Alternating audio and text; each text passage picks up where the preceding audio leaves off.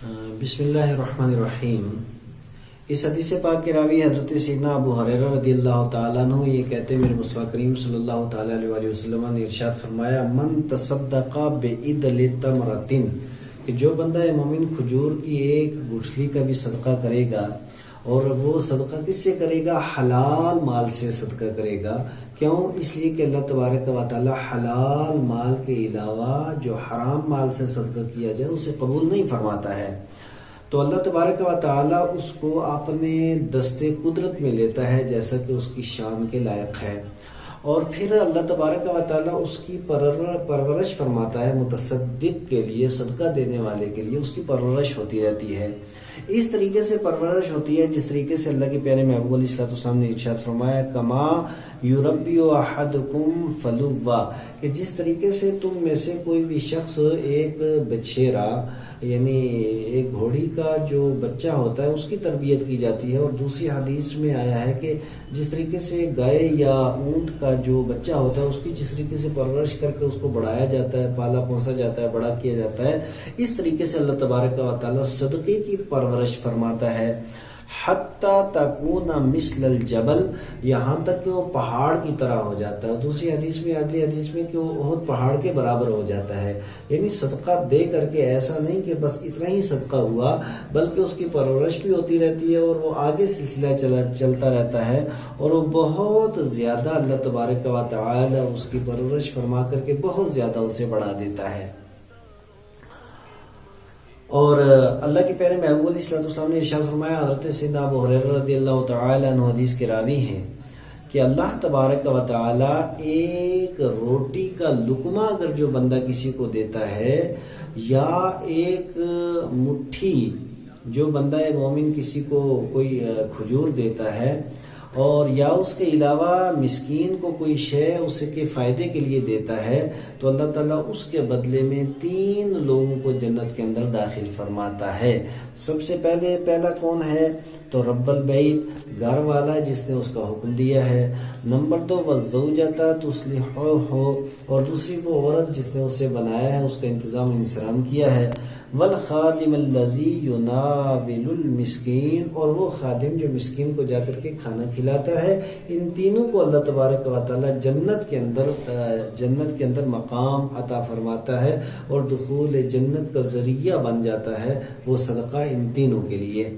اور اللہ کے پیارے محبوب علیہ الصلوۃ والسلام، قال رسول اللہ صلی اللہ تعالی علیہ وآلہ وسلم، اللہ کے پیارے محبوب علیہ الصلوۃ والسلام نے ارشاد فرمایا، الحمدللہ الذی لم ینسا خدمنا، کہ تمام تعریفیں اس پاک پروردگار عالم کے لیے، اللہ تبارک و تعالی کے لیے، کہ جو وہ بھول چوک سے پاک ہے، جو ہمارے خادموں کو بھی نہیں بھولتا۔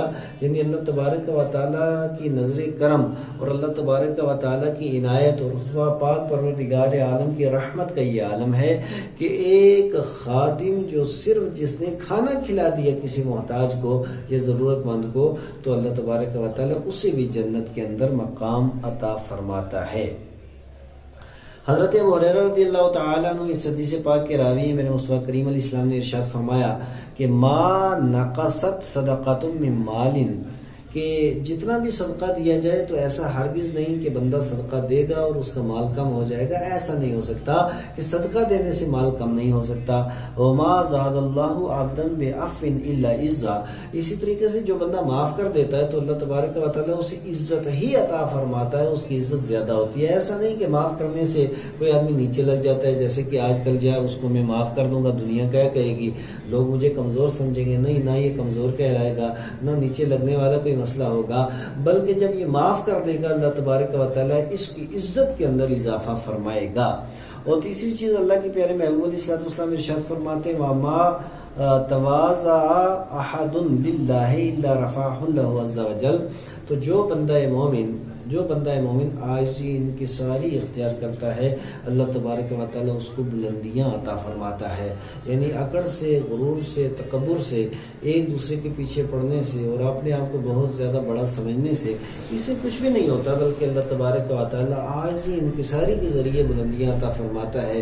یہی آپ دیکھیے کہ میرے مصطفیٰ کریم صلی اللہ تعالیٰ علیہ وآلہ وسلم مسجد نبوی کے اندر بسا اوقات بیٹھے رہتے، اور بہت سے صحابہ کرام آپ کی معیت میں اور آپ کے دائیں بائیں بیٹھے رہتے، اور بہت سے لوگ دائیں بائیں سے آتے حضور علیہ الصلوۃ والسلام کو پہچاننے کے لیے، اور بسا اوقات ان لوگوں کو مشابہت ہو جاتی، پہچاننا مشکل ہو جاتا کہ آقا کریم علیہ الصلوۃ والسلام کہاں پر جلوہ بار ہیں۔ یعنی اس طریقے سے آج جو انکساری کے ساتھ مل جل کر کے میرے مصطفیٰ کریم صلی اللہ تعالی علیہ وسلم صحابہ کرام کے درمیان بیٹھا کرتے۔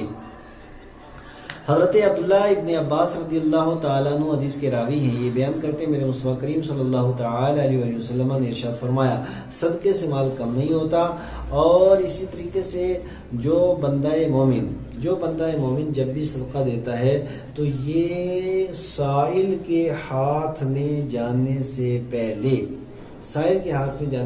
اللہ تبارک و تعالیٰ کے دستے قدرت میں جاتا ہے، اور پھر اس کے بعد اللہ تبارک و تعالیٰ کا دستے قدرت جس طریقے سے اس کی شان کے لائق ہے تو اس میں جا کر کے پھر سائل کے ہاتھ میں جاتا ہے۔ اور اسی طرح ولا فتح عبد باب مسئلۃ لہ انحا غنى الا فتح اللہ لہ باب فقر، کہ حضرت عبداللہ ابن عباس کہتے ہیں میرے مصطفیٰ کریم علیہ السلام نے ارشاد فرمایا کہ جو آدمی مالدار ہونے کے لیے، امیر ہونے کے لیے، غنا کے لیے، مال و دولت جمع کرنے کے لیے سوال کا دروازہ کھول دیتا ہے، مانگنا شروع کر دیتا ہے، تو اللہ تبارک و تعالیٰ اس کے لیے محتاجی کے دروازے کھول دیتا ہے۔ مانگنے سے، مخلوق کے مانگنے سے بندہ جو ہے وہ مالدار نہیں ہو سکتا۔ جب بھی بندہ مانگے تو خالق سے مانگے، رب قدوس سے مانگے، اللہ تبارک و تعالیٰ کی بارگاہ میں سوال کرے۔ حضرت جابر بن عبداللہ رضی اللہ تعالیٰ عنہ حدیث کے راوی یہ کہتے ہیں میرے مصطفیٰ کریم صلی اللہ تعالی علیہ وسلم نے خطبہ ارشاد فرمایا، اور خطبے کے کیا شاندار الفاظ، یا ایھا الناس، اے لوگو، توبوا الی اللہ قبل ان تموتوا، کہ مرنے سے پہلے، موت سے پہلے تم توبہ کر لو، پہلی بات، وبادروا بالاعمال الصالحہ قبل ان تشغلوا، اور میرے مصطفیٰ کریم علیہ السلام نے ارشاد فرمایا کہ نیک اعمال کی طرف دوڑو، کثرت کے ساتھ نیک اعمال کرو قبل اس کے کہ تم مشغول ہو جاؤ۔ اب دیکھیے ایک وہ وقت تھا کہ لوگ اذان ہوتی تھی اپنی دکانوں پہ بیٹھے رہتے، آج دکانیں بھی بند ہیں، اور آج وہ آنا بھی چاہ رہے ہیں تو اللہ تعالیٰ کے گھر میں نہیں آ سکتے، کوئی پتہ نہیں ماحول کب ہو جائے۔ جب بھی فرصت کے لمحات ملیں انسان کو اللہ تبارک و تعالیٰ کی بارگاہ کی طرف آنا چاہیے، اللہ تبارک و تعالیٰ کے احکام کے اوپر عمل پیرا ہونا چاہیے، اور اسی طریقے سے نیک اعمال کثرت کے ساتھ کرنے چاہیے۔ اسی کے اندر انسان کی فلاح بھی ہے اور اسی کے اندر انسان کی نجات بھی ہے۔ وَصِلُوا الَّذِي بَيْنَكُمْ وَبَيْنَ رَبِّكُمْ بِكَثْرَةِ ذِكْرِكُمْ لَهُ، اور اسی طریقے سے اللہ تبارک و تعالیٰ کا قرب اختیار کرو۔ کس طریقے سے اللہ تبارک و تعالیٰ کا قرب کیسے حاصل ہوگا؟ خدائے قدوس کے ساتھ تعلق، اس لیے کہ یہ یہاں وصلہ کے کئی ایک معنی آتے ہیں، اور یہاں جو معنی ہے خدائے قدوس کے ساتھ تعلق، اللہ تبارک و تعالیٰ کا قرب کیسے؟ کثرت کے ساتھ، نمبر ایک، کثرت کے ساتھ اس کا ذکر کرو تو اللہ تعالیٰ کا قرب نصیب ہوگا، نمبر ایک۔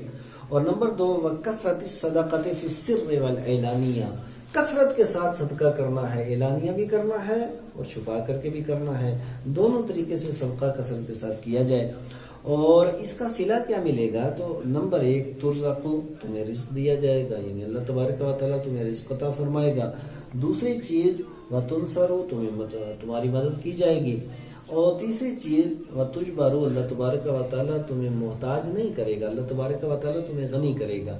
تو یہ تین چیزیں من جانب اللہ اس بندہ مومن کو ملیں گی جو صدقہ و خیرات کثرت کے ساتھ کرتا ہے۔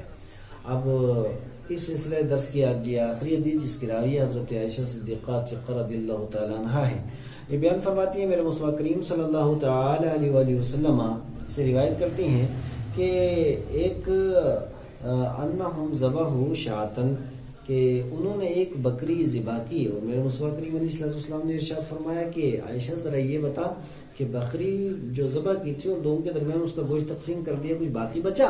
تو حضرت عائشہ صدیقہ نے عرض کیا، ما بقی منہا الا کتفہا، کہ یا رسول اللہ صلی اللہ تعالی علیہ وسلم صرف بکری کا ایک شانہ بچ گیا اور باقی ساری کا سارا تقسیم کر دیا۔ تو میرے پاک آقا کریم علیہ السلام نے کیا ارشاد فرمایا؟ قالا بقی کلھا غیر کتفہا، کہ سارے کا سارا بچ گیا سوائے ایک شانے کے، یعنی جو بچ گیا وہ کچھ نہیں، اور جو خرچ ہو گیا اللہ کی بارگاہ میں، تو جو بھی ما تقدموا لانفسکم، جو بھی آگے بھیجو گے تو تمہارے لیے ہے نا۔